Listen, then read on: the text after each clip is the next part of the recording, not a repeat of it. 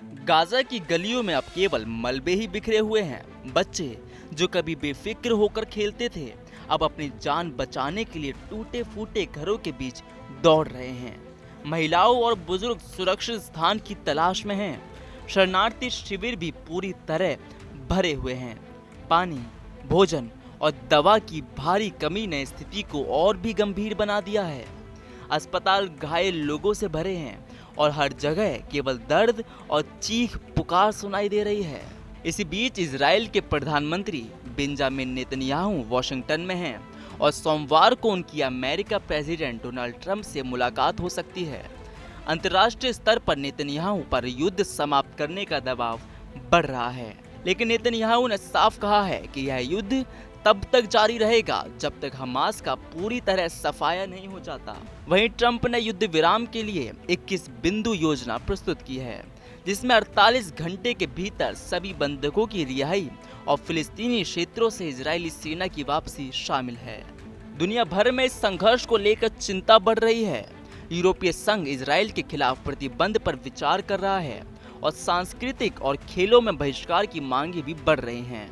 कई देशों ने फिलिस्तीन को मान्यता दी है, जिससे वैश्विक समर्थन बढ़ रहा है। पूरी दुनिया की नजरें जमी हुई हैं। शांति स्थापित करने के लिए दबाव बढ़ रहा है। अस्पताल घायल बच्चों से भरे हुए हैं। डॉक्टरों को दवाइयों और चिकित्सा सामग्री की भारी कमी का सामना करना पड़ रहा है। ऐसे में हर दिन नई मौतों और विस्थापित परिवार सामने आ रहे हैं। स्थानीय लोगों का कहना है कि भय उनकी जिंदगी का हिस्सा बन गया है। अब कोई सुरक्षित जगह नहीं बची है और हर पल अगली हवाई हमले की आशंका रहती है। इजरायली सेना ने गाजा में हवाई और जमीनी हमलों को तेज कर दिया है।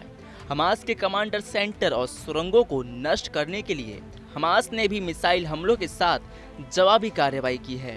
दोनों पक्षों के बीच हिंसा का चक्र लगातार जारी है और शांति की संभावना फिलहाल बेहद कमजोर नजर आ रही है। संयुक्त राष्ट्र और अरब देश ट्रंप के 21 बिंदु प्रस्ताव का स्वागत कर चुके हैं, लेकिन फॉरेन एक्सपर्ट का कहना है कि ये केवल एक प्रारंभिक प्रयास है और इसमें बदलाव की संभावना हमेशा बनी रहेगी। वैश्विक समुदाय युद्ध विराम और शांति बहाल करने के प्रयासों में जुटा हुआ है।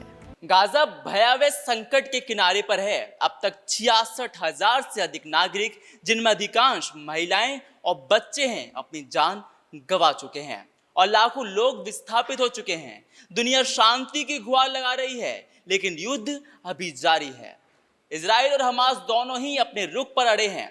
ये केवल राजनीतिक संघर्ष नहीं है, बल्कि ये सैकड़ों हजारों आम नागरिकों की जान का सवाल बन चुका है।